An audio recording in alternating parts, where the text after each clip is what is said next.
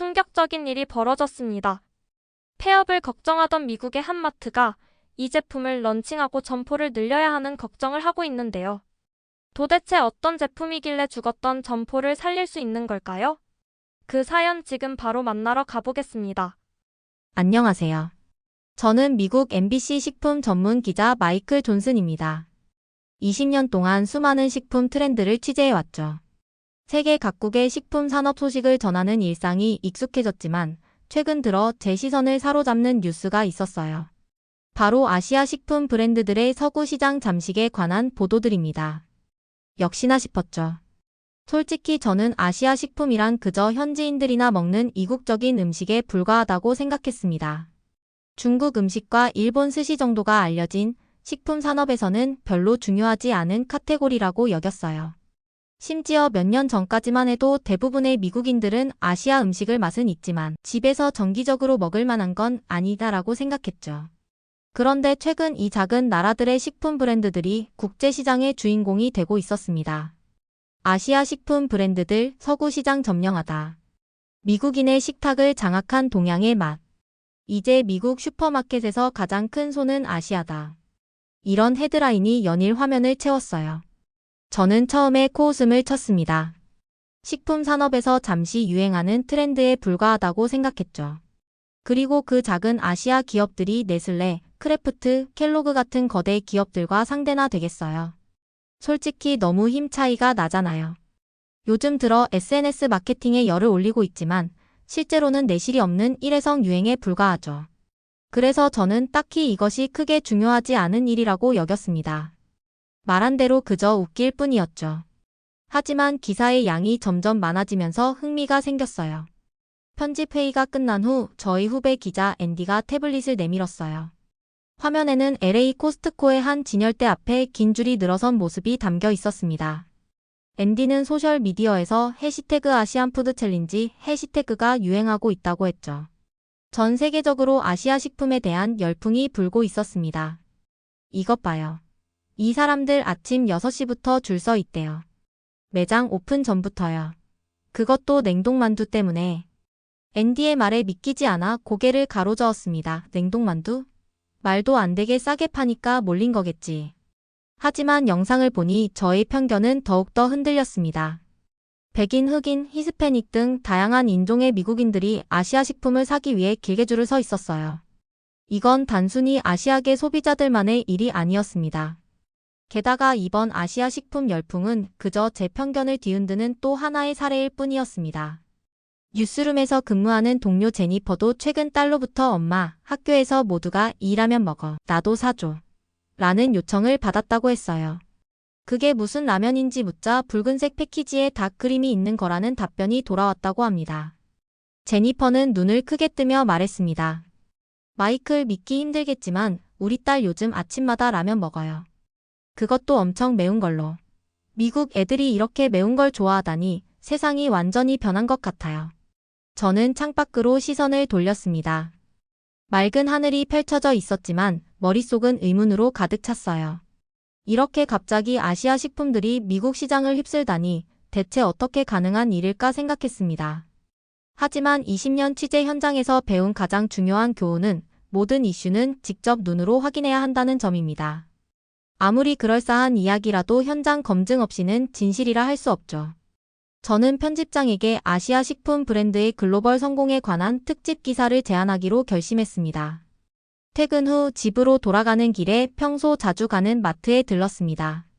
아시아 식품 코너를 둘러보니 정말 상황이 달라져 있었어요. 예전에는 작은 구석에 자리 잡고 있던 아시아 식품 섹션이 이제는 매장의 상당 부분을 차지하고 있었죠. 더 놀라운 건 그곳에 모여든 사람들이었습니다. 대부분 현지 미국인들이었어요. 한 중년 백인 여성이 카트에 라면을 한 알음 담고 있었고 대학생으로 보이는 젊은이들은 냉동만두 앞에서 어떤 것을 살지 진지하게 토론하고 있었습니다. 한 흑인 가족은 아이들과 함께 김 스낵을 골라 담고 있었고요. 저는 그중 한 여성에게 다가갔습니다. 실례합니다. 이 제품들을 자주 구매하시나요? 그녀는 미소를 지으며 대답했습니다. 물론이죠. 우리 가족은 이제 일주일에 적어도 2번은 이 만두로 저녁을 해먹어요. 아이들이 너무 좋아해서요. 심지어 남편도 이제 회사 점심에 이 컵라면을 가져갈 정도예요. 정말 믿기 힘든 광경이었습니다. 제가 알던 미국 식품 시장의 모습이 아니었어요. 그날 저녁 저는 이 현상에 대한 자료를 더 찾아보기로 했습니다. 인터넷에 아시아 식품 브랜드 성공이라고 검색하자 수많은 기사와 영상이 쏟아져 나왔어요. 그 중에서도 가장 눈에 띄는 것은 한 유명 식품 분석가의 인터뷰였습니다. 우리는 지금 식품 산업의 패러다임 시프트를 목격하고 있습니다. 특히 한 아시아 국가의 식품 브랜드들이 놀라운 속도로 서구 시장을 잠식하고 있어요. 더 깊이 파고들자 놀라운 통계 자료들이 눈에 들어왔습니다. 한 아시아 국가의 식품 수출액이 작년 한 해에만 100% 가까이 성장했다는 겁니다. 더 충격적인 건 이제 미국 소비자의 72%가 적어도 일주일에 한 번은 이 나라의 식품을 구매한다는 조사 결과였죠. 편집장 사무실에 들어서자 그는 야릇한 표정으로 저를 바라봤습니다. 식품 시장의 지각 변동이라고? 그의 반응은 예상했던 바였고 저는 최근 아시아 식품 브랜드들의 놀라운 성장과 취재의 필요성을 설명했습니다. 다행히 편집장은 몇 분간의 고민 끝에 취재를 승인해 주었어요. 앤디는 여전히 의심스러운 표정이었습니다. 정말 그렇게 대단할까? 그저 일시적인 유행 아닐까? 그의 말도 일리가 있었죠. 하지만 저는 직접 눈으로 보고 경험하지 않고는 진실에 다가갈 수 없다고 확신했습니다. 취재를 위해 저희는 먼저 뉴욕의 아시아 식품점들을 방문하기로 했습니다.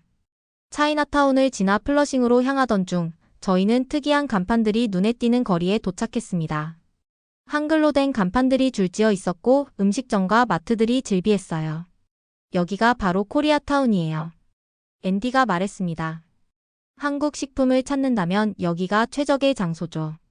한 대형 마트 앞에 도착했을 때 이미 문 앞에는 긴 줄이 형성되어 있었습니다. 문을 열기도 전인데 말이죠. 무슨 특별 세일이라도 있나요? 제가 줄 서 있는 한 여성에게 물었습니다. 아니요, 그냥 평범한 화요일이에요. 하지만 오전에 새 물량이 들어온대요. 비비고 만두와 삼양 불닭볶음면을 사려면 일찍 와야 해요. 금방 동이 나거든요. 문이 열리고 저희는 안으로 들어갔습니다. 마트 내부는 깔끔하게 정돈되어 있었고 다양한 식품들로 가득했어요.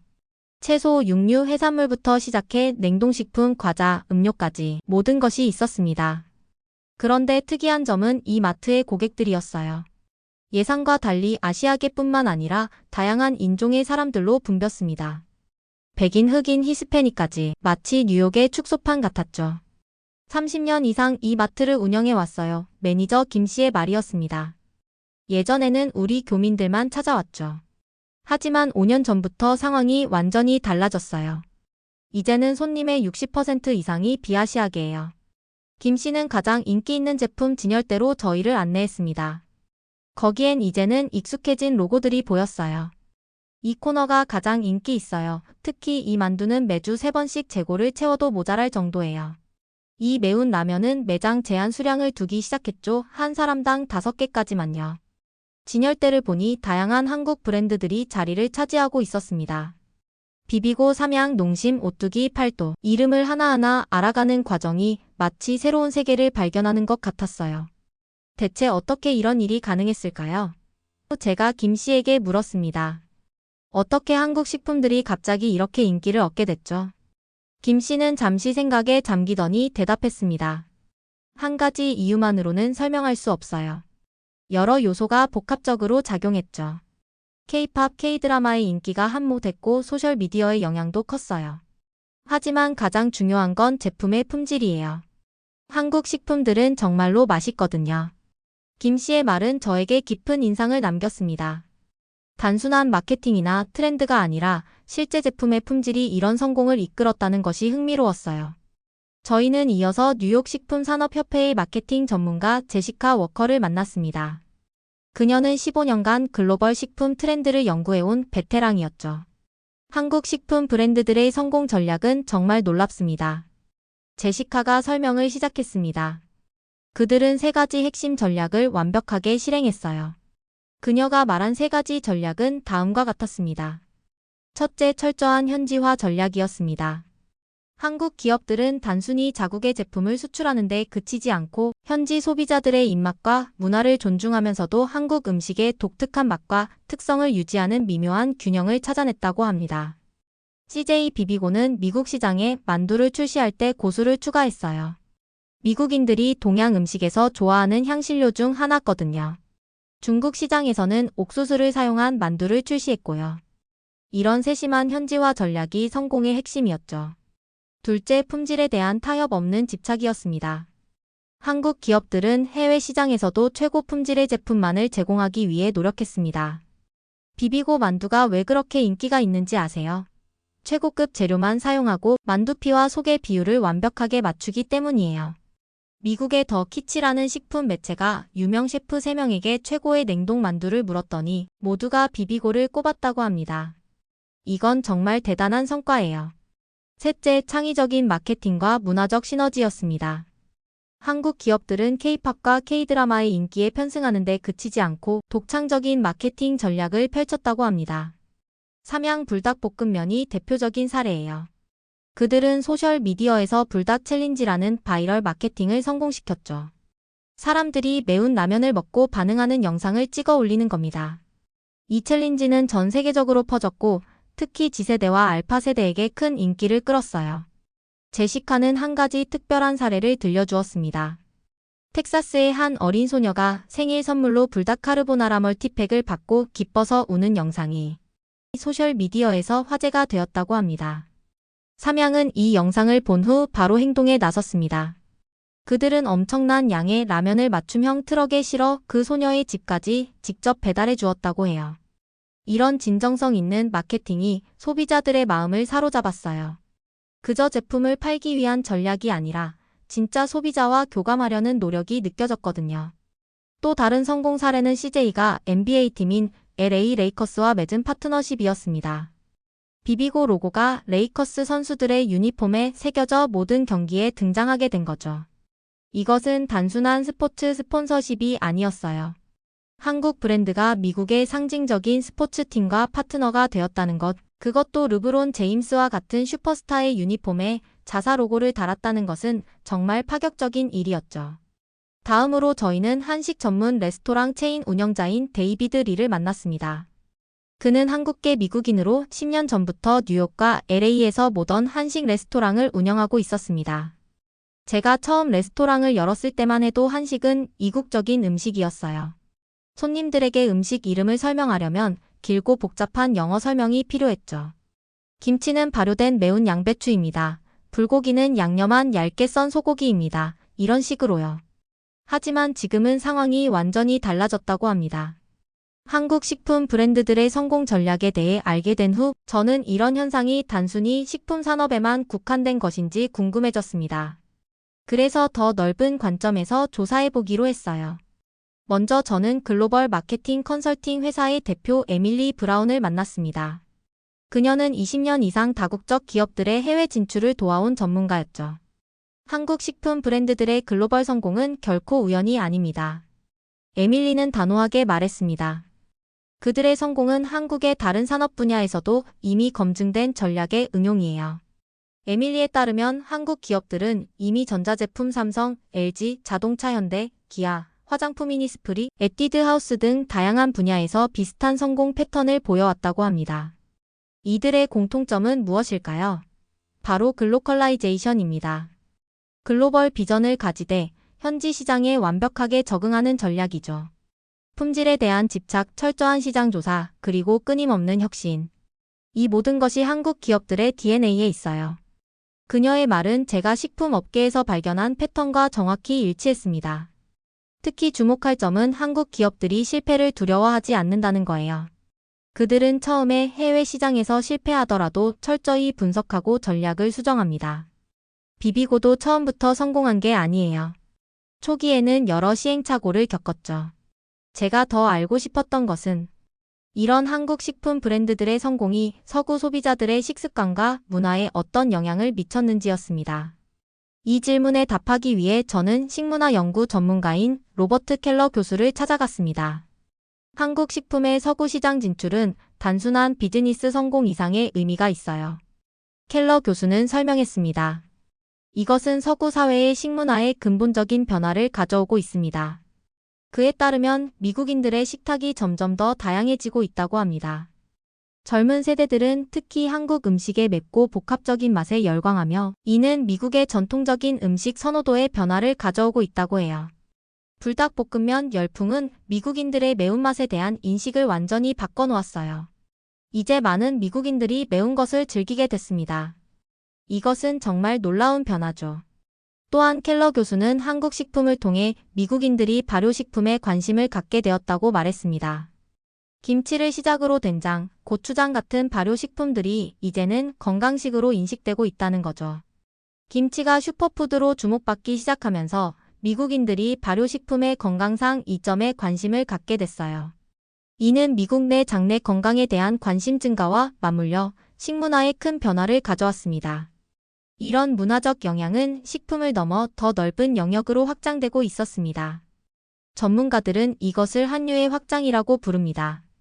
K-팝, K-드라마의 인기가 한국 음식에 대한 관심으로 이어졌고, 이는 다시 한국 화장품, 패션, 라이프 스타일 전반에 대한 호기심으로 확장되고 있어요. 이건 단순한 트렌드가 아니라 문화 교류의 새로운 패러다임입니다.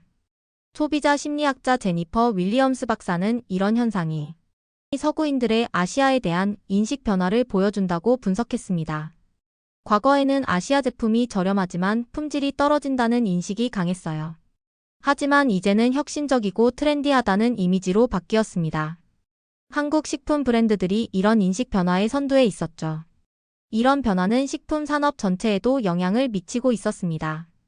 미국과 유럽의 전통적인 식품 기업들도 한국 기업들의 성공 전략을 벤치마킹하기 시작했다고 합니다.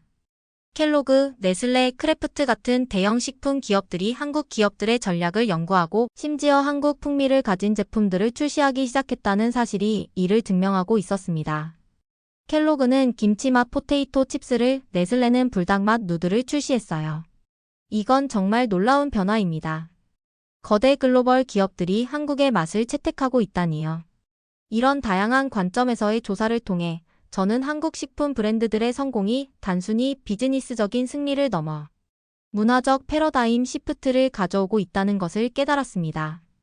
이것은 동서양 문화 교류의 새로운 장을 열고 있었고 앞으로도 계속해서 확장될 것으로 보였습니다. 하지만 한 가지 의문이 남아 있었습니다. 이 성공이 과연 지속 가능할까요? 아니면 일시적인 트렌드에 그칠까요? 그 해답을 찾기 위한 저의 여정은 계속되었습니다. 이제는 손님들이 먼저 김치, 비빔밥, 떡볶이라고 말하며 주문해요. 심지어 된장찌개가 너무 맛있네요 라고 발음도 정확하게 하죠. 이건 정말 놀라운 변화예요. 데이비드는 이런 변화가 한국 식품 기업들의 성공과 직접적인 연관이 있다고 말했습니다. 비비고 삼양, 농심 같은 브랜드들이 슈퍼마켓에 진출하면서 소비자들이 한국 음식을 더 쉽게 접할 수 있게 됐고, 이는 레스토랑 방문으로도 이어졌다는 것이죠. 이런 다양한 인터뷰와 현장 취재를 통해 저는 한국 식품 브랜드들의 성공이 단순한 우연이 아니라는 것을 확실히 깨달았습니다. 그들은 철저한 시장 조사, 품질에 대한 집착, 현지화 전략, 그리고 창의적인 마케팅을 통해 세계 시장에서의 위치를 확고히 하고 있었습니다. 한국 식품 브랜드의 글로벌 성공 스토리를 취재하면서 저는 마지막으로 이 현상의 미래와 세계 식품 시장에 미칠 영향에 대해 알아보기로 했습니다. 뉴욕에서의 취재를 마치고 LA로 이동한 저는 식품 트렌드 분석가 제임스 김을 만났습니다. 그는 한국계 미국인으로 글로벌 식품 산업의 변화를 연구해온 전문가였죠. 한국 식품의 글로벌 성공은 이제 시작에 불과합니다. 제임스의 말은 확신에 차 있었습니다. 지금까지는 라면, 김치, 만두 같은 대표적인 품목이 시장을 선도했지만 앞으로는 더 다양한 한국 식품들이 세계 시장에 진출할 겁니다. 제임스는 미국 내 주요 대형 마트들의 판매 데이터를 보여주었습니다. 비비고 삼양, 농심 같은 브랜드들의 매출 그래프는 가파른 상승세를 보이고 있었어요. 특히 G세대와 알파세대의 소비 비중이 높다는 점이 인상적이었습니다. 젊은 세대들에게 한국 식품은 이미 주류가 되었습니다. 이들이 성장해 가정을 이루고 아이들을 키우게 되면 한국 식품은 더욱 보편화될 거예요. 그의 예측은 데이터에 기반한 것이었습니다. 그는 미국 식품 시장에서 한국 브랜드들의 시장 점유율이 2020년 1.2%에서 2024년 4.5%로 급증했다는 통계를 보여주었습니다. 이런 추세라면 2030년에는 10%에 육박할 것이라는 예측이었죠. 더 놀라운 점은 이런 성장이 단순히 미국이나 유럽에 국한되지 않는다는 겁니다. 남미, 중동, 아프리카까지 한국 식품은 이제 전 세계로 확산되고 있어요. 이런 글로벌 확장은 한국 문화의 세계화와 맞물려 시너지 효과를 내고 있었습니다. K-팝, K-드라마, K-뷰티에 이어 이제 K-푸드가 세계인의 일상에 스며들고 있었던 겁니다. 가장 주목할 점은 한국 식품 기업들이 현지화와 혁신을 멈추지 않는다는 거예요. 그들은 계속해서 새로운 제품을 개발하고 현지 소비자들의 입맛에 맞게 조정합니다. 이런 끊임없는 발전이 지속적인 성공을 가능하게 하죠. 마지막으로 저는 글로벌 식품 업계의 거장 마이클 톰슨 박사를 만났습니다. 그는 40년 이상 세계 식품 산업의 변화를 연구해온 석학이었죠. 한국 식품 브랜드들의 성공은 식품 산업의 새로운 장을 열었습니다. 톰슨 박사는 평가했습니다. 그들은 맛과 편의성, 그리고 문화적 매력이라는 세 가지 요소를 완벽하게 결합했어요. 이것은 앞으로 모든 식품 기업들이 배워야 할 공식입니다. 그에 따르면 한국 식품 기업들의 성공은 단순한 트렌드가 아니라 글로벌 식품 산업의 패러다임 시프트를 나타낸다고 합니다. 이제 서구 식품 기업들도 아시아, 특히 한국의 전략을 벤치마킹하고 있다는 거죠. 전통적으로 식품 산업의 혁신은 서구에서 동양으로 흘렀습니다. 하지만 이제 그 흐름이 바뀌고 있어요.